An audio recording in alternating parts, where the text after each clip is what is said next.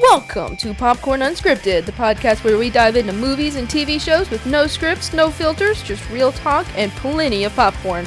From timeless classics to the newest releases, it's all about real opinions and unfiltered conversation. I'm your host, Bailey, and let's grab some popcorn, sit back, and let the show begin. Alright, welcome back to another episode of Popcorn Unscripted. I am here with Austen Hamel, the maker of The Wanted. Today we're going to go behind the scenes of indie filmmaking, from creative vision to on-set chaos and everything in between. How are you today, Austen? I'm good. Thank you so much for having me. Oh, it's no problem. So, first question I've got for you today is, what inspired you to... What inspired the movie as a whole? The big thing was my acceptance letter to college and the big shift in me leaving my family and mainly my brother.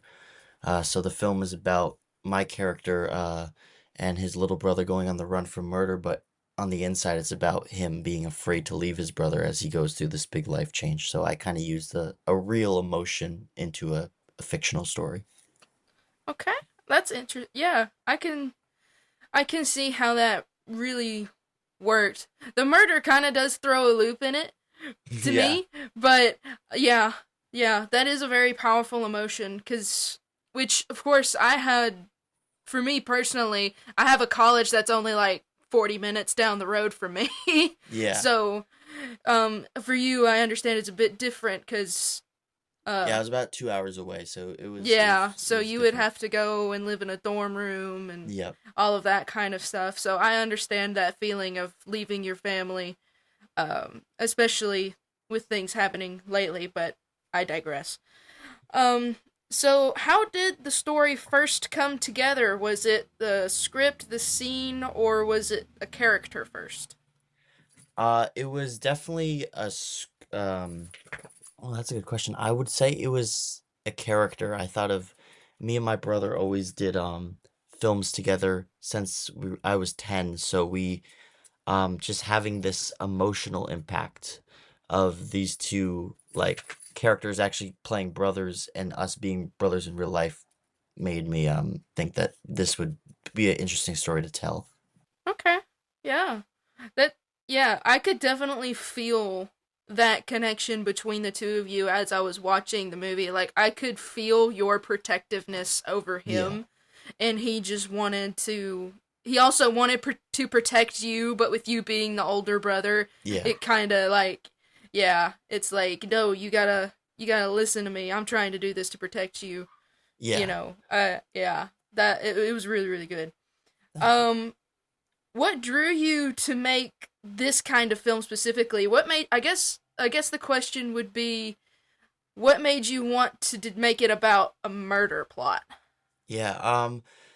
Horror and death are where I this might sound scary to say is where I thrive in the film industry. Horror is my main subject, and I wanted to tell a story where you get your scary thrills from a horror movie, but it's an emotional movie as well, because I feel like you don't see that in horror movies today, where it's really just you go in to see people get bludgeoned and blood Right. everywhere, but I wanted to Mhm. tell us a really close emotional story and add the tension of how scary the situation they're in, because a lot of stories, they're sad and stuff, but I wanted to add the extra element of them being on the run to make it even more scary. Mhm. Mhm. I agree, and it definitely did the trick. It did the trick for sure. How long was this project in development before filming started? It was a very short process with how I operate. I just think of ideas very quickly, and then like in a month or even a week, I just have this whole film in my brain. So I started writing it in January, and we started filming in April. So there was about 4 months of pre-production getting it all started, and then we started filming it in April, and we wrapped in July, and then it premiered in August. So it That's was awesome. it was a half a year project That's plus. awesome. Yeah. Like that's crazy to me that you only got it done in 6 months. Yeah, I know. And Yeah. and it's like, and these big movie producers and stuff take like a year or two to get their movie made. which of Yeah. course it kind of depends on their process and such too. So Especially because I didn't have a big budget. I didn't have to CGI right, anything. Like I just had to put all the clips together. So the editing process right, was very quick. The filming process was very quick. Yeah. right. And just out of curiosity, what kind of equipment did you use other than a drone? I know the drone's kind of obvious. Yeah. I did use a flying drone with that. I also had a Sony FX30. It's a cinema Okay, line camera, very gotcha. made to film movies, and that was like my first big camera I've ever spent. Like all my other films that I made were on my iPhone, and this one I just the film just kept getting bigger and bigger with, Right. adding cast members, it premiering in a movie theater. I was like, I cannot just film this on my iPhone. Like I need Right. to get a camera. So I spent a lot of money on a camera and the quality turned out great.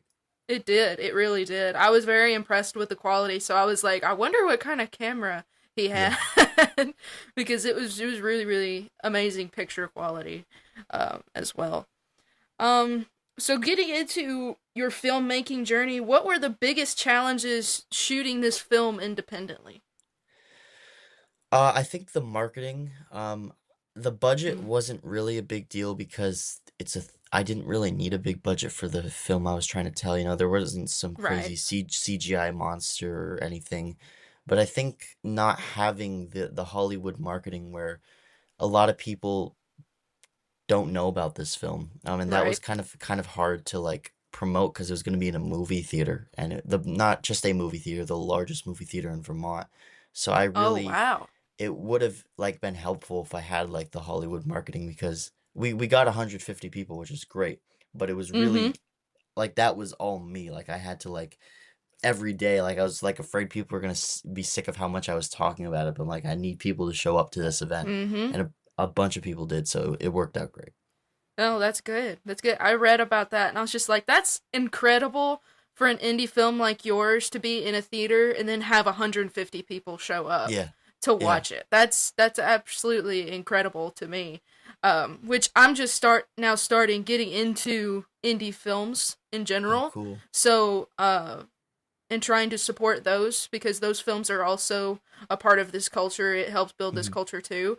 And so I was very impressed with yours. Indie Uh, films are very creative.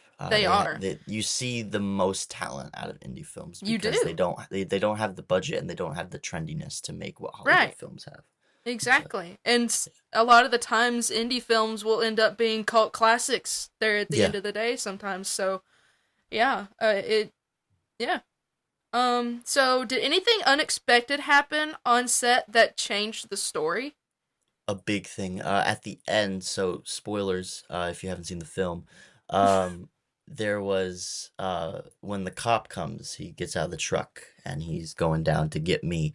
Mm-hmm. um that was originally, it was supposed to be him, Connor the influencer, and Bill the one with the shotgun. All three of Mm-hmm. them were supposed to be there, but the day we were filming that scene, our actor Brody McGuire, who played Bill with the flannel, he could not make it, and it was very last minute, and Oh man. we were on a very tight schedule. We could not miss that day. We had to get that scene done. So driving up to the location, I was sitting in my dad's car, and I was just like just thinking, how do I make this work? How do I make this work? And we improvised that Brody's character would be going after Jackson, and then Connor and the cop would be going after me as a Mm-hmm. improvisation. So that was not in the script. The original plan was me and Connor. We walk into the woods, and then I get ambushed by Brody, and then the cop comes. That was the original plan. But I actually like the way this one turned out more. Yeah. It Yeah, gave I more think story for yeah. my little brother. Yeah, it did.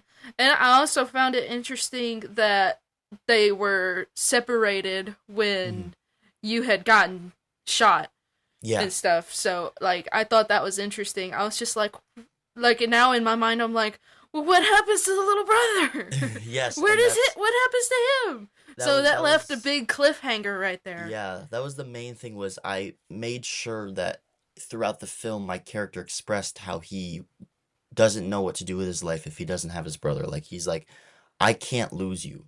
And the Mm-hmm. moment he loses him, the moment he doesn't have him, he gets shot. And Yeah. it goes to tell the story of how I felt in real life of I don't know how to live my life without you because I've lived my whole life with you. Like Right. how do I live? So that Right. was we were trying to show that with getting separated, and the last words the little brother says to his character is you're not my brother before my character Mhm. gets killed off. And Mhm. I love that ending. That is that Mhm. ending with all the pictures was made last minute. It was 2 weeks before we were premiering it. I was thinking of the film and how real it was. I was like, it would be so cool to have a montage of me and Jackson as I was Yeah. growing up with him as like and I was thinking about it. I was thinking if one of the brothers were to die, their memories would be of each other. And so I thought that as this character goes out and you've spent an hour and 15 minutes with him, you're gonna Mhm. his final moments, you're gonna see what he's been thinking about the whole time. And as it fades to black, I was hoping that people thought that the movie was over, and then you start hearing hospital sounds, and maybe it's like cut in time to where he's now in a hospital recovering, and then you see the first picture of little me seeing my brother for the first time, and that's pushing my character to get up and fight this cop, but he was too Right. far gone. Right. And yeah, my character is dead. Owen Carter, I killed him off in the first Okay. part. I was about to say, I was like, well, what if in the next movie that like Yes. it shows him in the hospital? Well, now that's No. okay. I think for me the big decision was I like to take risks, and everyone you could tell in the And it beginning that is. something was going to happen to these characters. Right. There was no way out of it. They were screwed. Yeah. First off, the exorcist death, and then the cop's son's death. There was no way they were really going to get out of this. And so at first I thought it would be cool if maybe we had him get arrested, but I thought that was too generic and everyone would guess because that's what a Mhm. typical cop does. But if you really Mhm. think about it, this cop is looking in the eyes of who he thinks has murdered his son. He is going Right. to be angry, and his feelings are going to get the best of him. Right. So, killing me was also because I'm a writer, director, actor, producer, editor. I need to not be every role anymore. So I was Right. like, for part two, I'm gonna let Jackson be the main character, and I'm gonna focus on the behind the scenes more. That's awesome. I like that. Yeah. Now, the cop is your dad, correct? Yes, he is my father in real life. Okay. Okay. So how hard was it for him to fake shoot you? Really easy. Really easy. Um, my dad has been in my movies since 2021, and he's always like the comedic relief character. Like he's always just the funny guy. So in the beginning of the film when he's like dancing in the truck, we had to pay homage to that. But I always wanted this cop to be really serious, and Right. I was scared actually. He was not scared. I was scared when he yelled at me. He's like, "Yes, you effing did," and shot me. It's like, holy! I have never seen my father like this. This is so scary. Like there's the clip like right after the I say cut. I'm like, Jesus! Like I've never seen him like this. And no, he did great. There was no hesitation That's at all. He awesome. was ready to shoot me. He's Sounds waited like 18 it. years. Yeah, he's been with you for 18 years. He's like, yeah, you deserve this. Yep. And then my mother is the girl in New York, the mysterious girl in black. Oh, That's my okay. mom. That's my mom. And Okay. then my cousin was the exorcist. So Okay. there's a bunch of Hamels in the credits, and they're just all they're my parents, That's my brother, and my awesome. cousin. Yep. But I think that's cool to have like your family Yeah. involved in like a movie like this, you know. Yeah. I High just think scale. that's really cool. Yeah. That's really really I had cool. to pay homage for all the help that they've done for Oh me. yeah. So I put I them in. agree. That's awesome. So for the other roles, how did you handle that casting? Were they friends? Were they local talent? Or did you have some sort of open auditions? Yeah, so when I started making films, it was always just my family members. I was too scared to show anything to anyone because I was scared that what people would think. But then eventually I did show people, and so I made the announcement on my Instagram that I was making a new film, and I got a DM from someone from my school asking to be in the film. And I didn't know him too well, but his name is Will Clark, and he's in the movie. He's the ginger who gets Okay. cursed by the doll. And he asked me, and I was like, well, if I can get this guy who's in the movie that I don't really know well and he doesn't act, I could probably get all my friends that do the plays at school and do act into this Mm-hmm. film. So Noah Smits is Will Clark's friend and my friend. He doesn't act, but we just thought we'd pair them two um, as a fun little side characters. And then Connor Brogan and Brody McGuire are my best friends. And I had written them in the script before I even asked them. Like the casting, like who's Oh, gonna play okay. who. I was like, Connor Brogan's gonna play this, Brody McGuire's gonna play this. Then I reached out. I was like, do you want to be in the movie? And like, yeah. I was like, I knew they were gonna say yes, so I Yeah. put him in. So no, it was all friends and family. And then towards the end, I worked on another film while making this film, where I met a guy named David Magabo, he's a voice actor in this film, and he'll actually be in the second film as a bigger role. And he was like Okay. just like a connection thing. Like I didn't have to cast or like do an audition or anything. He was just Right. like, "I'm gonna choose you. You'll fit." Yeah. So all people I knew. Okay. Okay. That's awesome. So, what was your? Hold on. I got mixed up. Hold on. You're good. All right. So, what did it take to pull off this movie? Like locations, your gear, logistics. Like, what did it Um, take? Never like believing in the passion for it because like there were many versions of this where it could have just stayed limited. Um, Right. I kept trying to push for it to be bigger. That was how I managed all this. For anything anyone wants to do in life, you have to always be curious of how you can do more.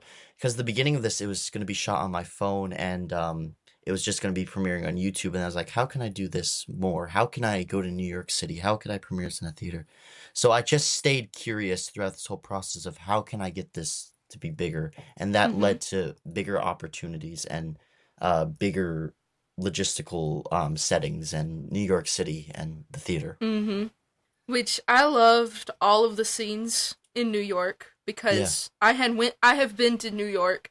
So it was really cool to see all of those locations, Central Park, yeah, and yeah. Yeah, it was really cool to see those characters in those settings because I'm like, "Oh, I know where that is." yeah. We filmed there over the summer during the heat wave. So we were in New York City when it Ooh. was 100 degrees, and of course, my luck, my character was dressed in all black. So I was dying. Uh, I was dying of heat. But New York City was supposed to be a bigger part of the film, and because of the heat and because it was so new to us, that was our first time going there. Um, we just we couldn't plan very well for a place we've right. never been to, and we only had 2 days. So Right. it turned out to be like a side part of the film when I wanted it to be a main part. Like the posters, them in the background of New York City, but it still played its role. It's still like they met one of the Mhm. most important characters, the influencer. Right. So it played a good role. It did. It did. You kind of already answered this question, but how long did the shoot and edit take? So we started filming in April and then we ended in July, but I believe we could have been done filming sooner than that if I wasn't dealing with so many scheduling conflicts. Like Right. managing like 10 actors schedules is not easy. It's not like there is I had to like push back and so that it took about 3 months to film and then about 2 weeks to edit. But the 2 weeks was like me in my room every day constantly for like 5 to 10 hours, like actually just really Just locking in. going Like through I all of didn't it. do anything for those 2 weeks. I only left my house to go to work. It was Oh, wow. during this whole project. I really didn't do anything. Like I was so dedicated to this project. That's that's awesome. And I can definitely see the dedication in this movie. I can definitely for sure see that. Um and it really it was really I can't express that enough how Thank good you. it is. It is really really good. Since you had been doing it for 8 years now, Yeah, making movies for 8 years. It's very impressive, and also for a guy your age to be making a movie on like this big of a scale that you can do. It's yeah, absolutely impressive, and I do hope you get to do continue doing this and continue pursuing this. yeah. It's I the really dream. do. I've wanted this since I was like 10 years old. So there's no point in stopping now. I've been working Yeah, really hard for this, so I've just been keeping going. yeah, and that's a really good mindset to have for sure. All right, so going to get into the creative choices and the storytelling part Let's of go. this. So, what themes or emotions did you want to explore through this movie? Um, Loss. I think everyone in life has experienced losing someone, but the main thing I wanted to focus on was you being the one of leaving someone in this film. Uh, that's I think a lot of films subject someone leaving you, but this film I wanted it to be you leaving that person, how it can make you feel guilty for your choices and the things you want to do in your life. So the big thing was trying to tell a compelling, entertaining story about feeling sad that you have to leave someone that you don't want to leave, but you have to for what your future needs. Right. Yeah. That's awesome. Yeah, I could really relate to that feeling because I know one day I will move away from my hometown, Mhm. and the one thing that I don't want to leave here until I lose my grandparents. Mhm. And so that's like the hardest thing is leaving them because I know that one day I will they will probably need me, Yeah. and I just hate to be so far away and then them need me and then have to travel back and then go back to where I live. And yeah, Yeah. I totally get it. So how did you approach this tone, like gritty realism, action, or suspense? It's definitely a suspense thriller, and I needed to keep the audience on the edge of their seat throughout the whole film. I think a lot of horror films, they just scare you for 1 second and then, you're kind of over it. I don't do Mm-hmm. jump scares because the jump scares are like a 1 second scare thrill. I wanted you to be at the edge of your seats. So I purposely only had my character and my father's character interact at the final meeting. We built up Mm-hmm. the whole story of this cop, the main antagonist, is trying to find these boys, and they do not encounter each other at all until the cop has finally got him at the end. And it's very rewarding because when you're seeing the fight scene and you're seeing the little brother get chased with the shotgun, you almost kind of forget about the cop because there's so much going Mm-hmm. on. And then you hear the truck horn and you're like, "Oh crap, I completely forgot this guy was looking for them too." And he gets Mm-hmm. out, he's got the gun, and then it completely changes right when he shoots him because you think he's getting arrested, and then he completely switches it and shoots. Um Mm-hmm.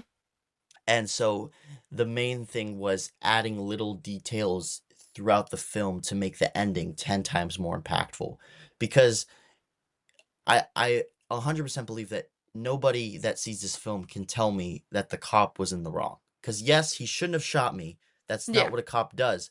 But if this movie was in the cop's perspective, you would also think that me and my brother had killed his son at the Right. house.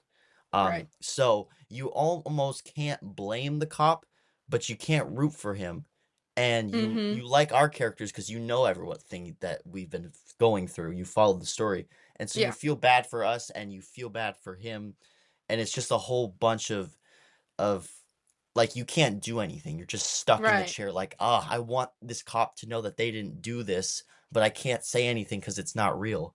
Right. Um so and then just having the extra characters like Will and Noah and Brody and Connor, just they aren't the big bad. The cop was the big antagonist, but having them be little seeds to him getting closer Mm-hmm. really helped and added.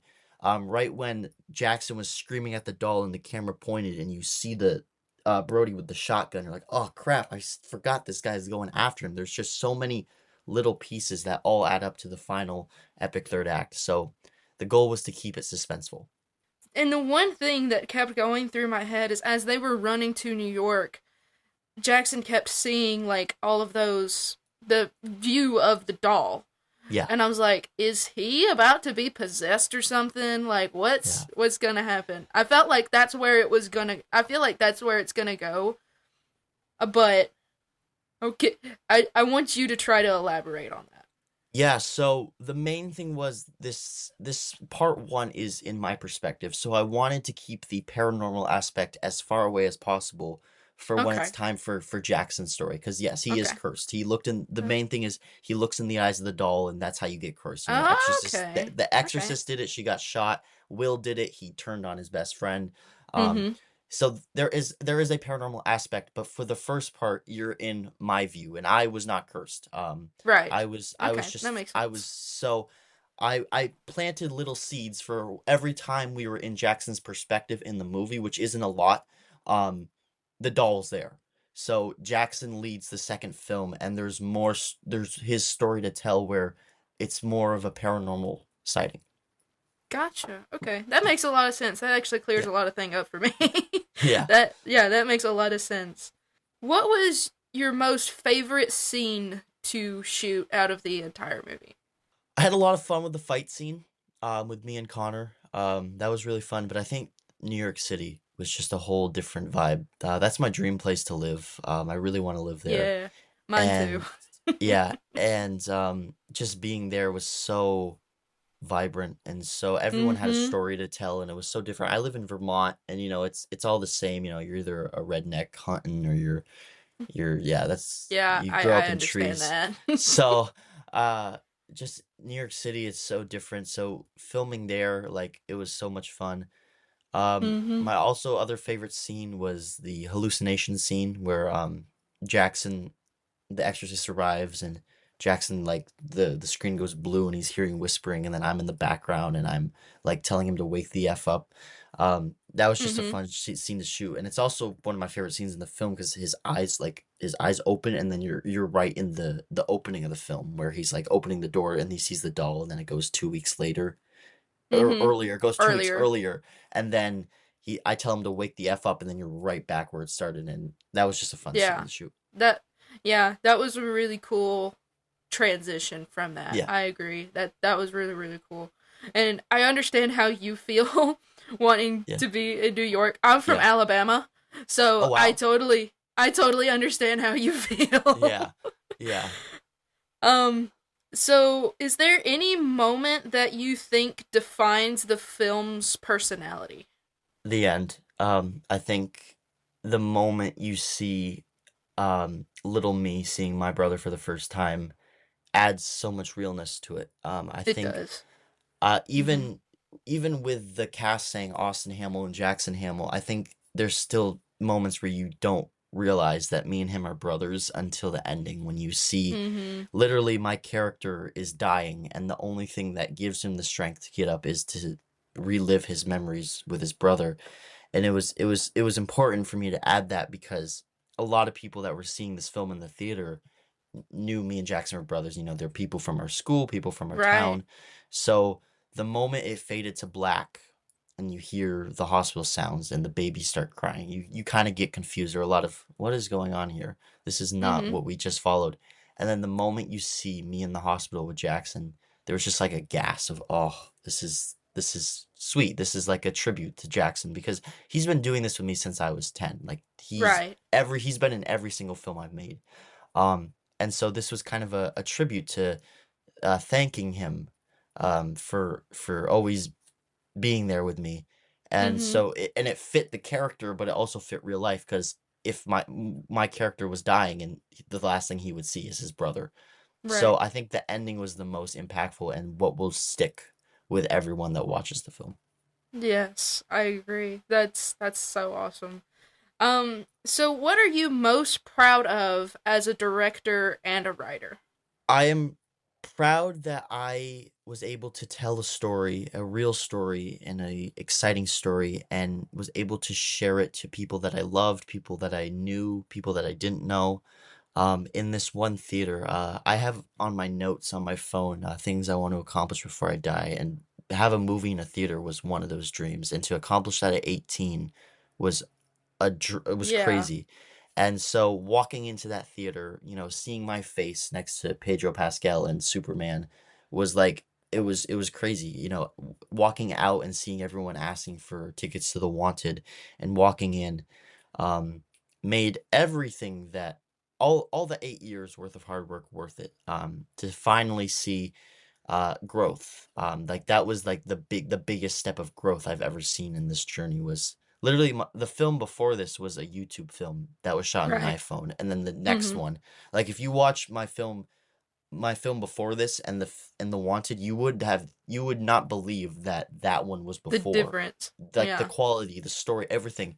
It was just the pressure was on me this time around, and Right. I believe that that helped me create and push forward and thrive to make it even bigger.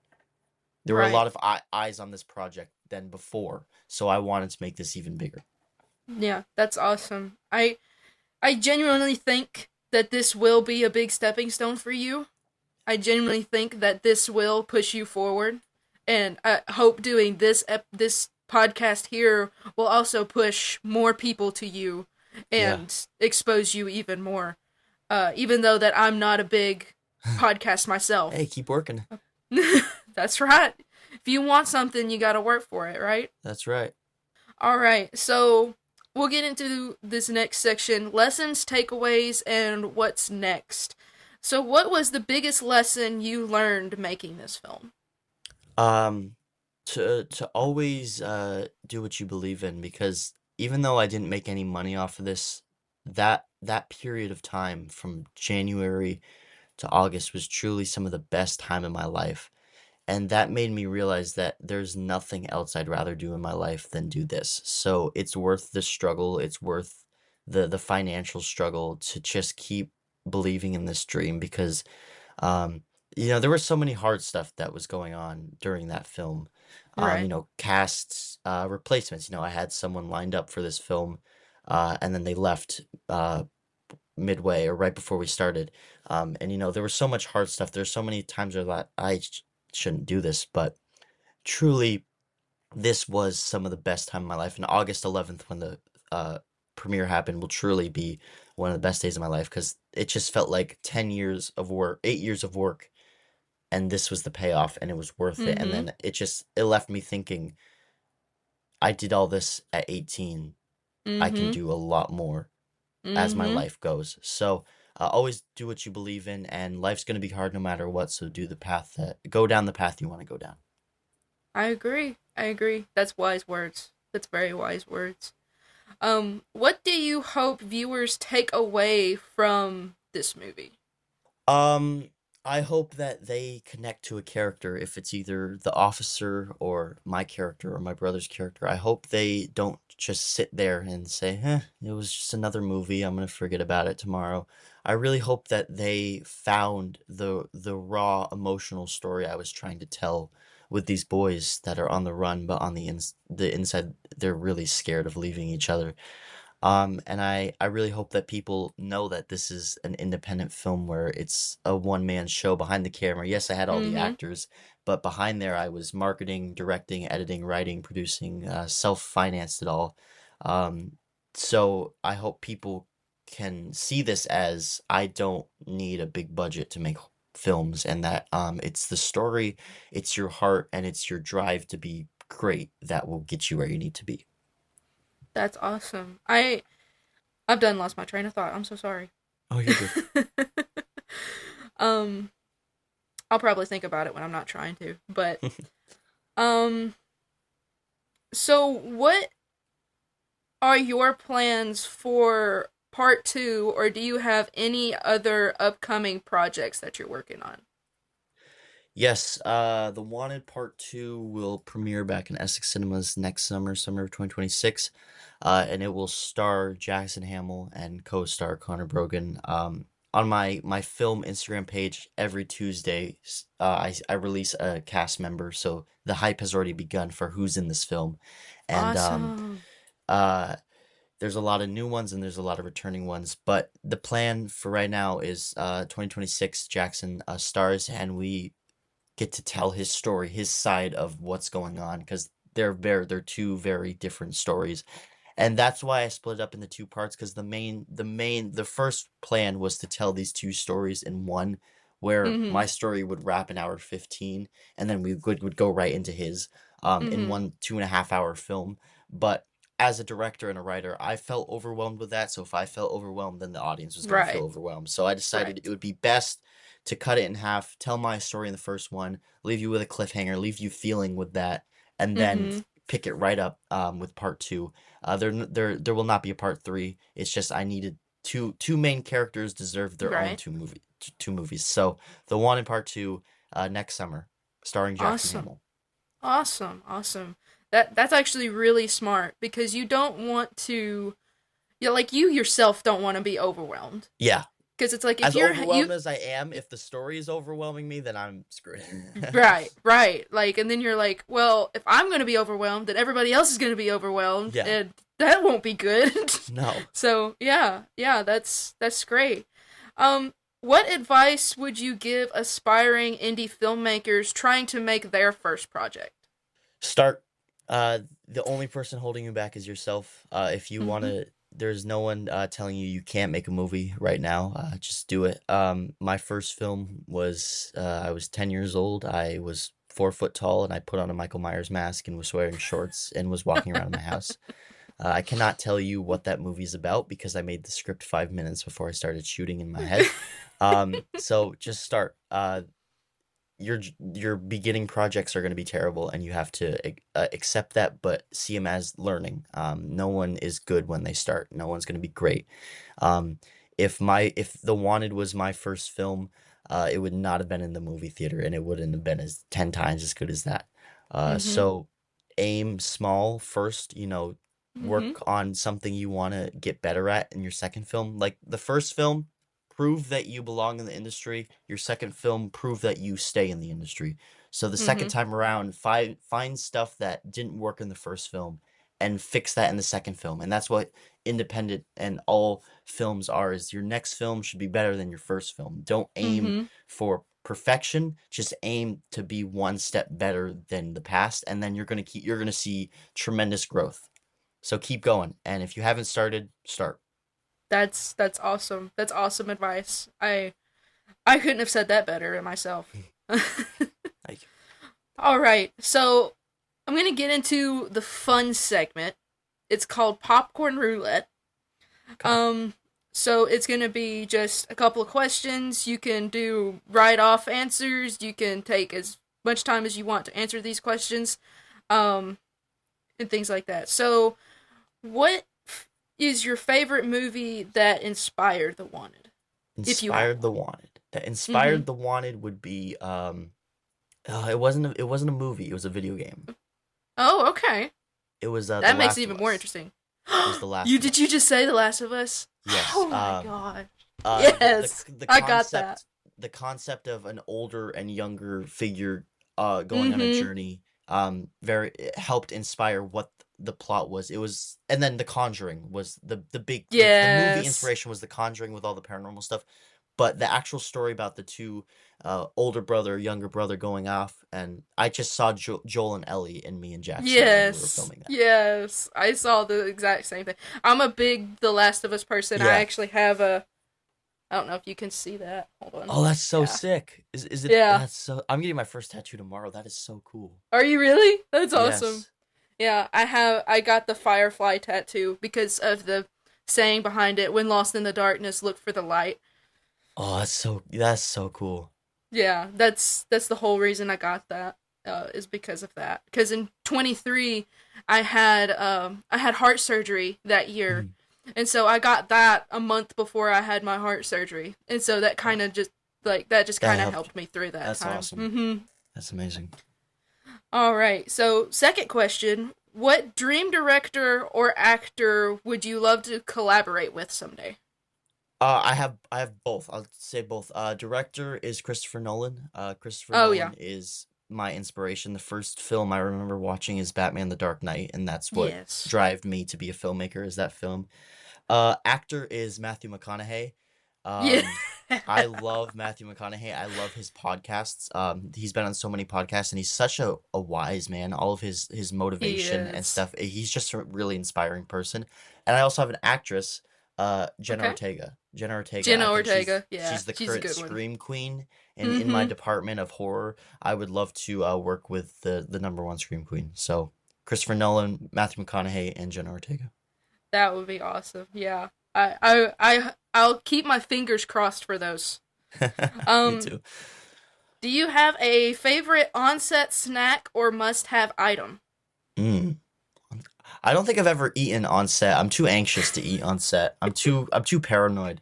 Um, I there gotcha. there no, there are no eating breaks. But item, I do like having my phone. I like taking pictures of the set, and I do like having my camera, obviously. But there's no like Mm-hmm. personal item. No Um, personal type item. no Okay. snacks either. That probably when I get into the big leagues and we have like 10-hour sets, I'll probably need some snacks. But I wasn't eating snacks there. I gotcha.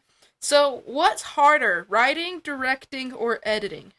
Editing. Editing. It's a mental thing though. I don't think it's harder than writing and directing, but mentally it's harder for me because you go from this adrenaline high of being on set and having so much fun to being demoted to in your room staring at a computer for hours among hours. Mm-hmm. I think writing out of all three, writing's the actual hardest thing to do because that's when you don't have a vision and it's just a little thing you're trying really hard to figure out what the story is and you're having to make Mm-hmm. one, two, three, four, five drafts. Um, but so writing is the hardest out of all three, but mentally for me, editing is the hardest because it feels so demoting to just go from being on set, going from being in New York City to sitting in your room Right. staring at a computer. Right. It's like you had all of these experiences and now you have to just edit all of that down into Yeah. one big project. Yeah. I get that. I did YouTube for a while um before doing this, and so well, I did streaming for a while before I did this, Mm. but so I completely understand that feeling. What's one indie film everyone should see besides yours? Um, I'm gonna shout out Obviously. my good friend Jeremy Holm. He lives in the same city as me. He was in a horror film called The Ranger, where Okay. he was a park ranger serial killer as these stupid idiots go into his park and wreak havoc, so he slashes them all up.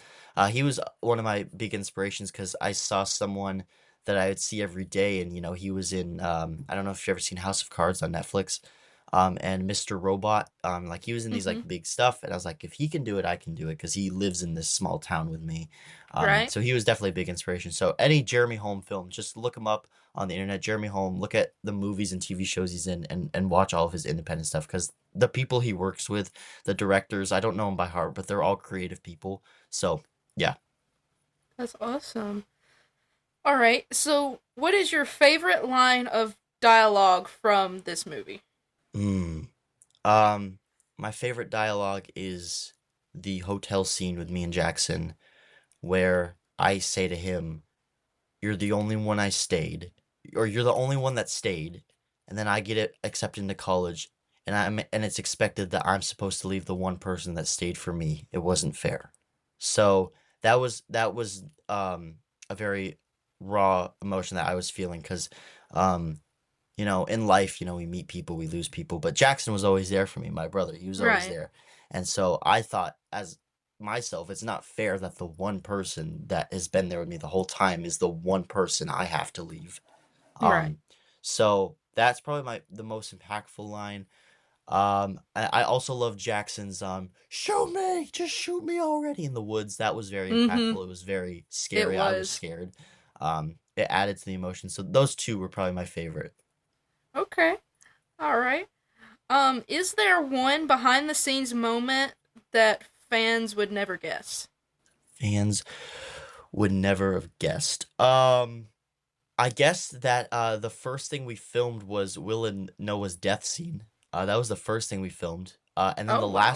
the last thing we filmed was the hallucination that I'm having when my brother's saying traitor, traitor, traitor like Oh yeah. in the intro. Like there was not a schedule. Like whoever we had on in that week we would film. So we just block filmed where you don't have we didn't film anywhere in order. We were filming Mhm. the end and the beginning next to each other.